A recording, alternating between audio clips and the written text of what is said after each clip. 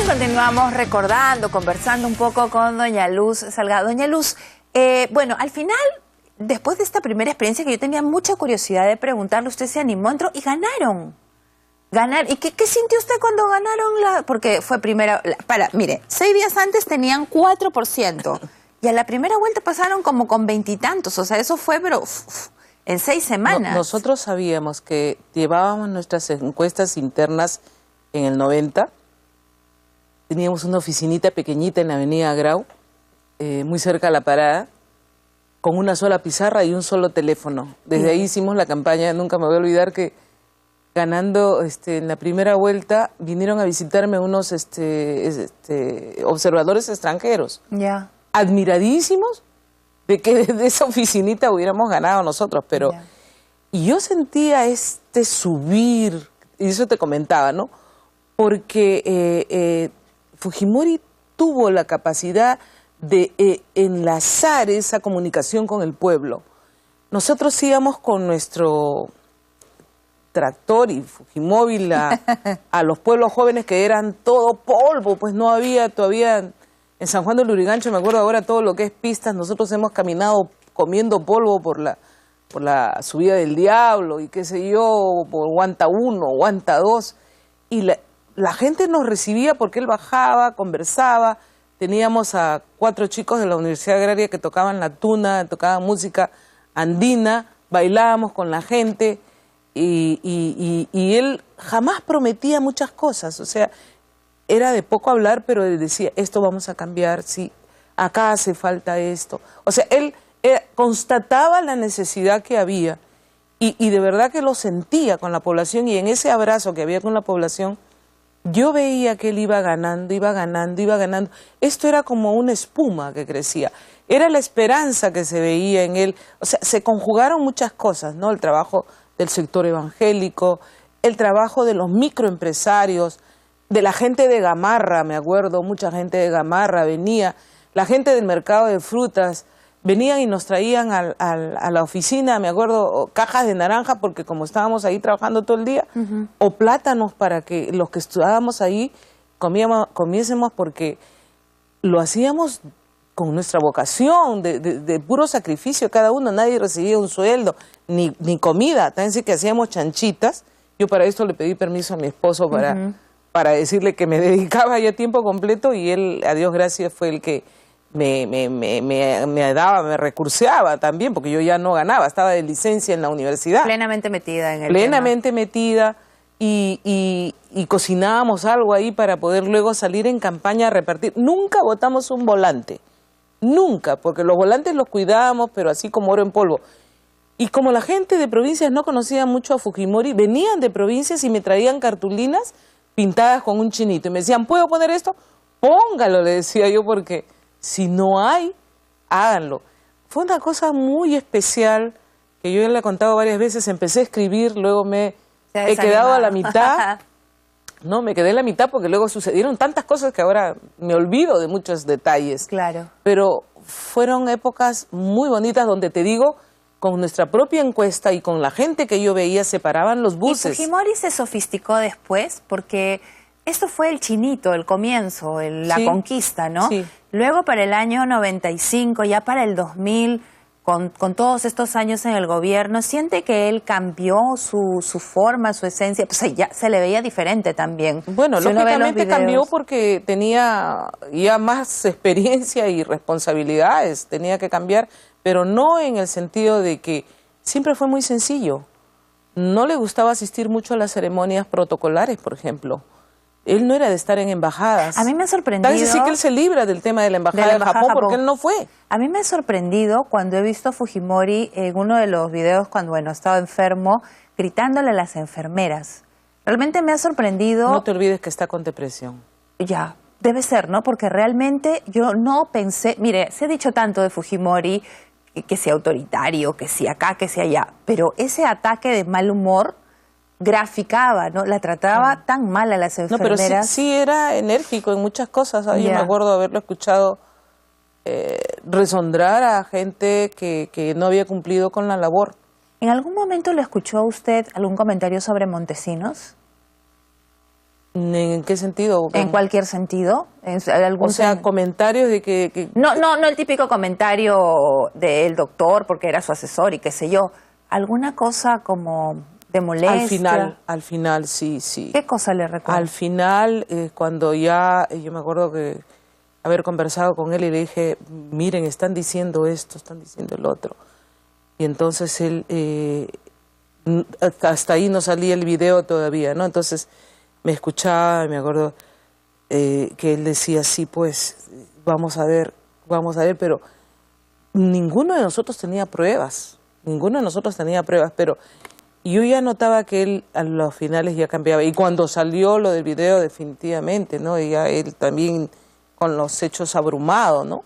¿Y por qué cree que entre ellos ha habido confrontación en algún momento en el juicio? ¿Se han visto? Ha habido confrontación, ya desde las finales hubo confrontación. Pero en el juicio... Desde que él le pide que salga ya hubo confrontación. Ya, pero en el juicio y cuando ahora... Montesinos no quiere salir. En el juicio no se han nada más que el pasado... ¿Y por qué? ¿Por qué Fujimori? ¿Usted habla con Fujimori eventualmente? Eventualmente, pero no tocamos ese tema. Ah, no tocan el tema. No. Porque un montón de gente siempre esperó que ahora, cuando estén frente a frente en el juicio ante la justicia, y yo sí me pongo al otro lado, ¿no? Si, como le repito, si yo fuera fujimorista hubiera esperado que Fujimori le diga delante de todo el mundo, me hiciste esto, me traicionaste, porque es lo que ustedes defienden. Sí, pero no le llamaban más bien a Montesinos para que acuse a Fujimori, no para que Fujimori le hable. Montesinos es un delincuente, o sea, pero para eso lo traían, pues en el juicio lo que querían es la versión de Montesinos, no de Fujimori. Pero Fujimori tuvo oportunidad de hablar. No ha habido oportunidad de hablar ahí. ¿Y usted cree que si tuviera lo haría?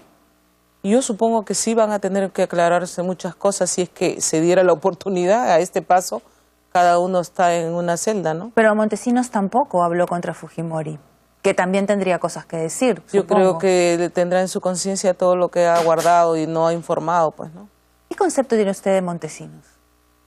Bueno, que fue una persona que en determinado momento seguro que le fue útil y daba la impresión de que él era el que conseguía las cosas.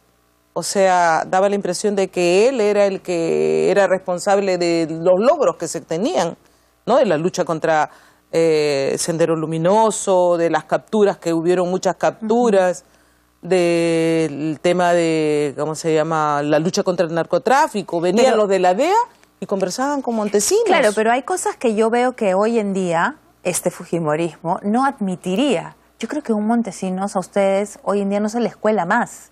Por supuesto. Pero pues, ¿por qué en ese momento se lo creyeron tanto? Porque ustedes al final no hubo pruebas, pero al fin fueron. Siempre y con él se reunieron. Infiltran gentes en el gobierno. ¿Pero por qué le concedieron Por eso, tanto? no tenemos que ser ahora tan confiados, y cuando tú tienes alguna mínima sospecha, y eso es lo que le decimos ahora al gobierno, cuando tienen alguna mínima sospecha, no se demoren, no vacilen, investiguen inmediatamente, por la experiencia que hemos tenido nosotros. Y por esa experiencia es que renunciamos, Ana, porque no nos dimos cuenta. O sea, ¿los engañó? Sí, a muchos. ¿Es lo que ustedes sienten? Que así es, pero así es. Pero iban al CIN, usted ha ido al CIN. Sí, he ido, porque eran reuniones políticas. No, está bien, pero ha ido. Sí, a una reunión política. Como iba a Palacio de Gobierno, como pero íbamos, pero es que al Palacio de Gobierno iba a reunirse con el presidente de su partido, que era presidente de la República. No te olvides que nosotros también estuvimos en una época de terrorismo y también por seguridades buscábamos sitios donde reunirnos.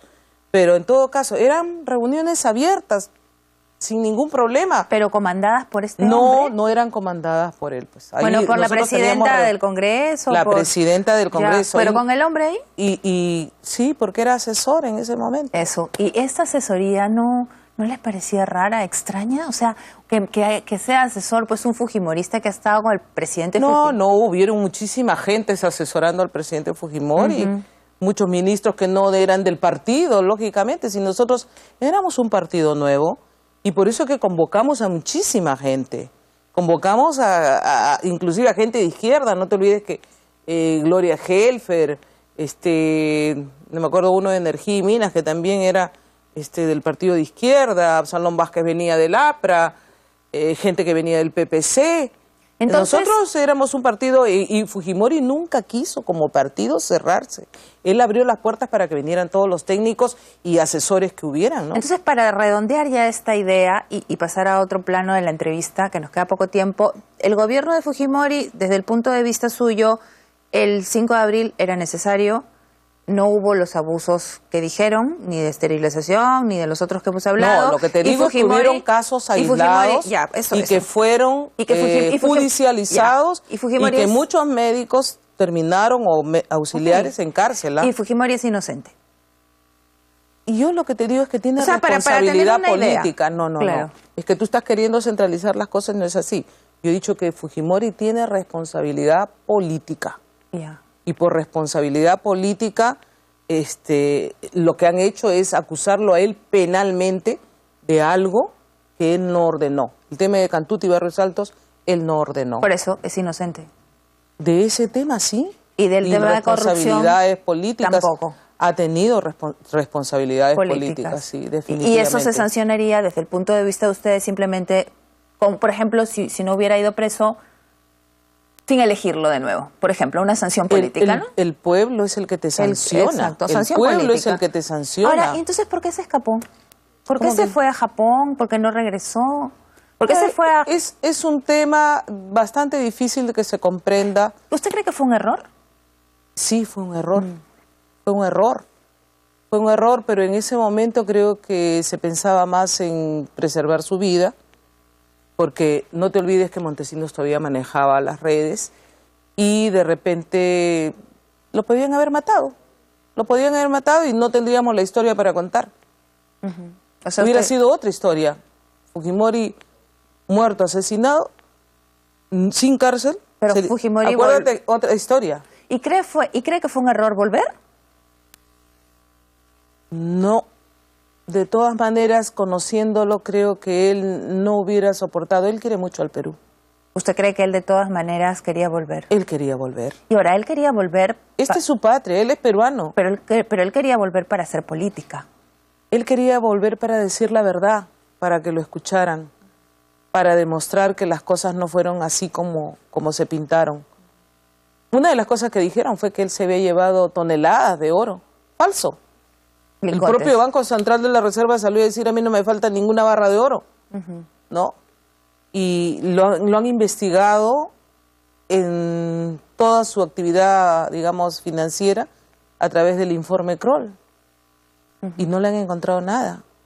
Sí, lo han investigado a nivel internacional, cosa que nosotros hubiéramos querido que pase con Toledo y con Alan García, ¿no? Y ahora vamos a tener que busquen a este gobierno. Bien, congresista, me quedan un par de minutos. Pregúntame algo bonito, porque me has tenido aquí No, sí le he preguntado saturada. bonito, no me digas sí, le he preguntado bonito. Hemos hablado de usted, hemos hablado de sus inicios en Cambio 90 y hemos hablado de sus estudios. No me has hablado de mis proyectos ahora. Acabo de aprobar un proyecto, me acaban de aprobar un proyecto que casualmente es una llamada de atención al gobierno para que se cree un programa de emergencia y luchar contra la tuberculosis. Sabes que somos el país con la alta tasa de tuberculosis, la más alta en la multidrogo resistente. Usted sabe que... Y la segunda en el nivel, la tuberculosis simple, ¿no? Y éramos antes líderes en combatir la tuberculosis. Así es, fuimos líderes en los 90 con mi gobierno. Pero hemos caído horrible. Y es que